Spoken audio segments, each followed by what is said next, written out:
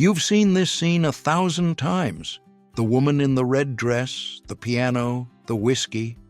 But there's one detail Hollywood never told you, and it changes everything. What was in her glass wasn't whiskey. The dress never existed, and the way she made money will surprise you. Here are 24 facts the movies kept hidden from you. Number 1. You've seen this scene in dozens of westerns. A woman in a colorful dress walks down the saloon stairs, and the movie suggests, without saying it outright, that she sold her body. Records from the time tell a different story. In the real Old West, saloon girl, dance hall girl, and prostitute were 3 distinct and recognized categories. No one in town confused one with another. A saloon girl's job was to liven up the place, dance, make conversation, and get the customer to order another drink. The money was in the drinks, not the bedroom. The more a man drank with company, the more the bar owner profited, and that business was what paid her wages. For widows and newly arrived immigrants, it was one of the few ways to make a living without depending on a husband. Hollywood gave them all the same label. The documents show a worker doing her shift. Number 2. Her real job was to get the customer to drink more. Her deal was straightforward. She earned a commission on every drink sold while she was at the table, somewhere between 10 and 25 cents per drink. And her glass usually came with iced tea, charged to the customer as real whiskey. The owner made money twice, on the man's real drink and on her fake one, and at the end of the night she turned in tokens or tally marks to prove how many rounds she had sold. The system worked because a man drinking alone drinks less, but a man with company orders another round. On a good night, she could pocket more than a cowboy made in an entire week, and cowboys earned around $25 to $30 a month driving cattle. The alternative outside the saloon was doing laundry or cooking for a fraction of that. She wasn't just decoration at the bar, she was a commissioned salesperson hitting her target every night. Number 3. That woman raising a glass with you at the saloon wasn't drinking whiskey. Her shot glass was filled with iced tea or colored water made to look like hard liquor. The customer paid the price of a real shot without knowing he was buying tea. The bartender knew, the house knew, and the ritual was repeated from table to table. He ordered another round, she raised her glass, and not a single drop of alcohol went down. The house pocketed the entire difference, and she got paid for every glass sold. The more the man drank and paid, the more she made that night. That's why she stayed sober from the beginning to the end of her shift. Sobriety was a work tool, not a virtue. He woke up with a hangover. She woke up counting what she had earned. It wasn't companionship, it was sales. The most clear-headed woman in the saloon was working. Number 4. That young woman smiling at the saloon counter wasn't there for fun. She was hitting her sales target, just like any salesperson. Every drink a customer bought because of her earned her a brass token, and at the end of her shift, the saloon owner counted them all, one by one. It was a pure commission system. The saloon kept most of the money from each drink, and she was only paid for the tokens she collected. The owner knew exactly how much each woman sold every night, like a store manager checking the register. And anyone who didn't sell enough didn't just get chewed out. She was let go, because there was always another woman who needed the job. Outside the saloon, job options for a woman on her own in the West were limited and paid much less. At the end of the day, she wasn't just decoration in the saloon, she was a commissioned salesperson with a target, a boss, and a real risk of getting fired. Number 5. The saloon girl made more than the teacher, the seamstress, and the maid, and there's a simple explanation. She received a fixed salary from the house, plus a commission on every drink a customer bought to sit and talk with her. Put together, the two sources of income easily added up to more than what the very few jobs open to women at the time paid. The saloon owner profited from the business she brought to the bar, and she got her share from every drink sold.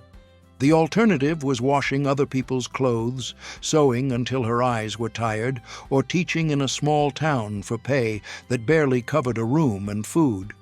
For many of them, the choice wasn't about adventure. It was simple math, going wherever the money was better. At the end of the day, she wasn't a character from a legend. She was a worker doing the job that paid the most. Number 6. A shift at the saloon lasted 12 to 14 hours, almost all of it spent on her feet. Could you handle that night after night? The shift started in the late afternoon and didn't end until the early morning when the last customer left. During that time, she danced dozens of times. On a busy night, hundreds. The math was simple. Every dance kept the man inside the saloon, and a man inside the saloon meant money in the owner's register, so taking a break wasn't an option. Time spent standing around was time without earnings. Her body paid the price. Chronic leg and back problems were an occupational consequence, as predictable as calluses on a blacksmith's hands. There was no glamour in that routine. There was documented physical wear and tear. She wasn't decoration in the Old West. She was a worker putting in a longer shift than many cowboys. Number 7. Many saloons didn't allow her to leave with customers, and the rule was in writing. The more organized establishments had their own rules, and anyone who broke them was fined or fired on the spot. The reason wasn't morality, it was money. Her job took place inside the saloon, talking, dancing, and getting the customer to order drink after drink, with the owner keeping most of the money from every drink sold. If she walked out the door, the money stopped coming in, and any scandal in the street hurt the establishment's reputation, the asset that kept the business open. A place known for trouble lost customers to the saloon across the street. For many women, following the rules still paid better than doing laundry or cooking for next to nothing. In the end, she wasn't a character from a legend. She was an employee following her boss's rules. Number 8. In Old West saloons, a waitress who drank real alcohol during her shift was fined. It sounds like a joke, but it was a written rule. While the customer filled his glass, she was served iced tea or water with food coloring in a whiskey glass, and he paid full price without suspecting a thing.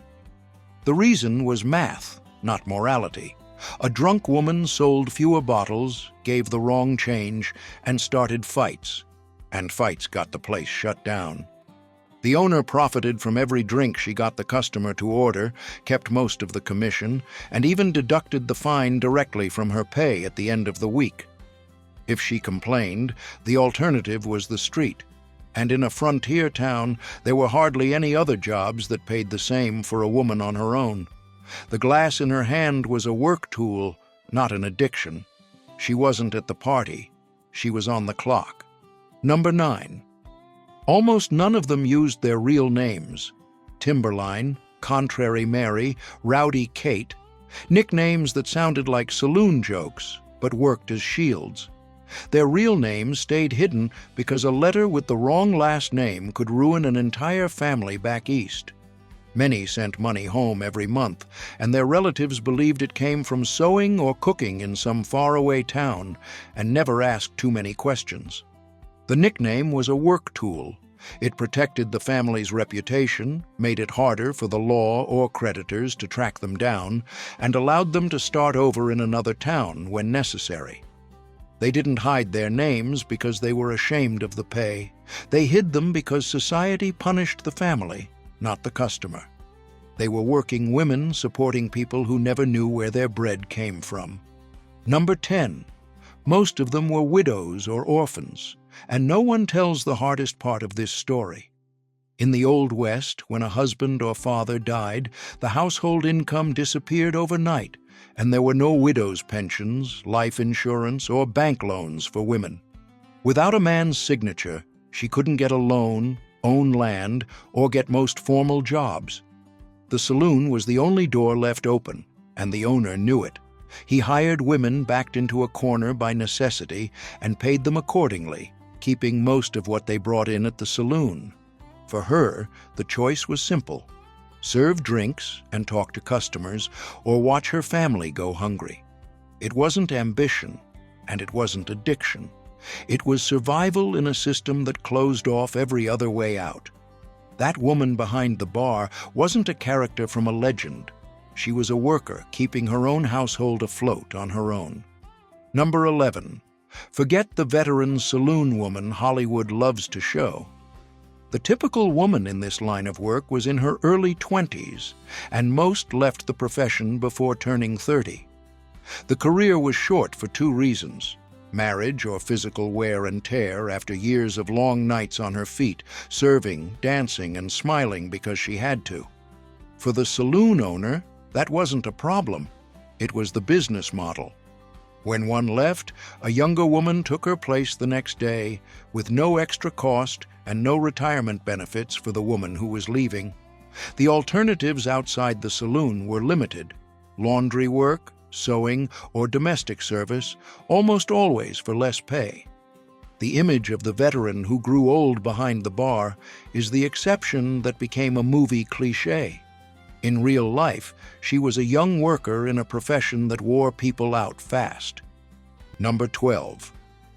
Here's what Hollywood never tells you. The most common fate of a saloon girl wasn't tragedy, it was marriage. In western mining towns, men made up the overwhelming majority of the population. In some camps, there were 10 men for every woman. With numbers like that, a saloon worker received marriage proposals every week, sometimes on the same night she was serving drinks. For her, getting married was an economic decision. She traded a modest income, from which the saloon owner kept part of the commission on every drink sold, for the security of a home and a family name. Many accepted, became the wives of farmers and merchants, and were respected in the same town where they had once sold dances and conversation. She wasn't rescued, she negotiated her own way out, just as any worker would. Number 13. Some bought their own saloons. While most spent what they earned just to survive, a small number saved money for years until they signed the deed to the business. Think about that. At a time when women couldn't vote, some were already signing paychecks. In the West, the law rarely prevented an unmarried woman from owning commercial property, and the saloon was one of the few businesses open to them. The way it worked was simple. Instead of handing half her income over to the owner, she kept the profits from the bar, the tables, and the rooms, and began employing other women under the same conditions she had once accepted. It was one of the few paths to economic advancement for women on the frontier, and with no bank willing to lend her money, every board in that building came out of her own pocket. Owner of the bar where she once served, not a character, a businesswoman. Number 14. That tight red dress you see in every Western? It never existed in the real Old West. Photographs from the time show something else. Calf-length dresses, long sleeves, and ordinary fabrics, the normal fashion in any American town. The revealing costume was created by Hollywood studios between 1930 and 1950, decades after the saloons had closed. And the math is simple. The tight dress sold tickets, and the studio made the money, not the woman who had already been dead for half a century. She wore practical clothes because she spent hours on her feet, serving and dancing in a room filled with dust and cigar smoke. The image that remained on the screen was designed in a costume office in California. The real woman dressed like your great-grandmother. She was a worker, not a fantasy. Number 15. The real scandal was showing an ankle. Forget what movies portray today. In the real West, the Victorian code ruled, and all it took was for a woman's hemline to rise above her shoe for her to be labeled immoral. The moral standard of the time measured inches of fabric, not behavior. And saloons profited from that very line. The slightly shorter dress was a uniform required by the owner because it kept the customer at the table ordering drink after drink. The woman didn't choose the cut of her clothes. Her boss did, and he kept most of the money from every drink sold at the bar. Outside the saloon, the alternative was doing laundry or sewing for a fraction of what the saloon paid. What seems like a naive source of outrage today was, in practice, a business tool. She wasn't a movie character, she was a worker following her employer's dress code. Number 16. The whole town relied on her work, and then slammed the door in her face. The saloon woman was turned away from stores, churches, and family homes in the same town that packed the saloon every night. The rule wasn't written into law, but it worked like one. Merchants refused to sell to her in broad daylight, and no church pew would welcome her on Sunday. The system was simple. The saloon owner profited from her presence, but the town made her alone pay the social price. Never the men who spent their paychecks at the bar.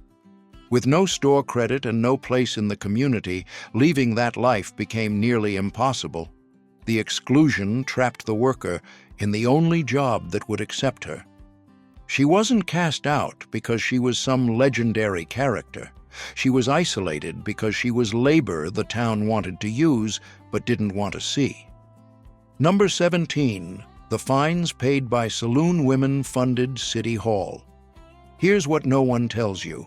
In several Western towns, the collector knocked on their doors every month to collect a fixed fine from these women. Always the same amount, always on the same date. On paper, it was a punishment. In practice, it was a disguised tax. The money went straight into the city's coffers and paid for schools, the jail, and the sheriff's own salary. The town didn't want to shut down the business. It wanted the steady income it generated. If a woman didn't pay, she lost her license to work and was left with nothing in a place with very few other jobs available to her. In other words, every month the government profited from the same work it claimed to condemn from the pulpit. She wasn't the town's sin. She was the taxpayer keeping the town on its feet. Number 18. If a customer assaulted a saloon girl, the law looked the other way, and everyone in town knew it.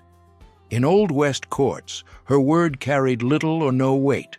All the defense had to do was bring up her moral character, and the case was dismissed before it was even heard.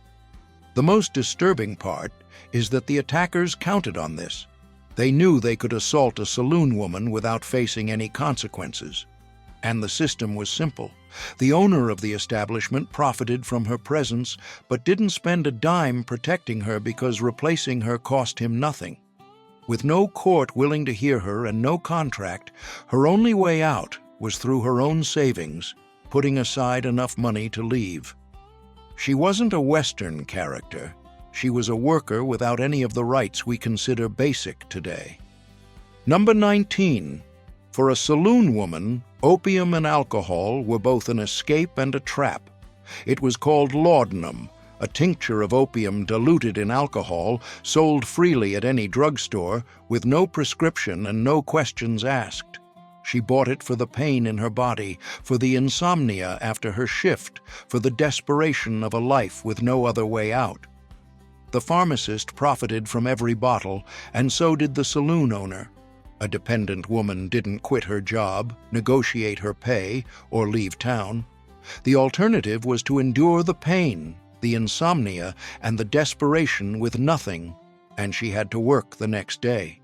Death records for women in this line of work repeat the same word, bottle after bottle, addiction. She wasn't an addict from a cheap novel. She was a worker, treating her pain with the only product the market put on the shelf. Number 20. No one tells you what happened when a saloon woman grew old. While gunslingers became legends, she disappeared from the records. There was no retirement, pension, or insurance. No bank, fund, or law protected this kind of work. Her pay covered her room, her clothes, and her debt to the owner, and the owner profited by keeping that debt alive. Every night she worked made the saloon richer, not her. Her only ways out were to get married or save enough money to become an owner, and few managed either one. Those who didn't face old age with no safety net at all, no family, no land, no income. The town that applauded her youth turned its back on her when she stopped making money. She wasn't a legendary character. She was a worker, discarded by an economy she had helped support. Number 21.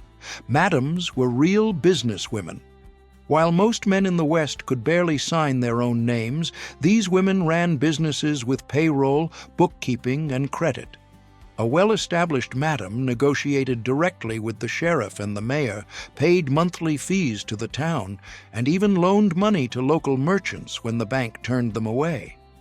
In several Western towns, they ranked among the biggest taxpayers, money that paved the streets and built the town's schools. And when an epidemic or a fire struck, they were the ones who funded public charity, often without putting their own names on record. The label said sin. The accounting books told a different story. They were businesswomen running one of the most profitable businesses on the frontier. Number 22. There are almost no authentic photographs of these women. A studio portrait in the 1880s cost about $1, more than a saloon girl took home after an entire night of selling drinks on commission. And appearing in a photograph came at an even higher price. With her name tied to a saloon, she lost the chance to get married, rent a room, or find another job in the same town. That's why most avoided the camera, and saloon owners had no interest in documenting them.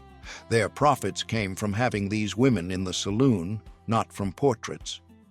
Many of the images circulating today as real saloon girls are Hollywood actresses or staged scenes created decades later to sell postcards. The real faces of these workers were left out of the historical record. They didn't pose, they worked. Number 23. That piano in the corner of the saloon was worth more than a cowboy made in an entire year of work. The instrument traveled by train to the nearest station and then continued by mule to the town. Weeks of travel for a box made of wood and strings. A cowboy made about $30 a month. The piano cost close to $360, the equivalent of 12 months of dust, cattle, and sun. The piano player, almost always a man, ended the week with more money in his pocket than most of the customers sitting there. For the owner, the piano was an investment. It signaled a high-quality establishment, justified higher prices, and kept customers drinking another round. The woman who worked in that saloon shared the same space, but not the same pay.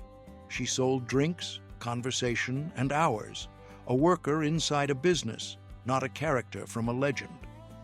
Number 24. Here's the detail almost no one notices.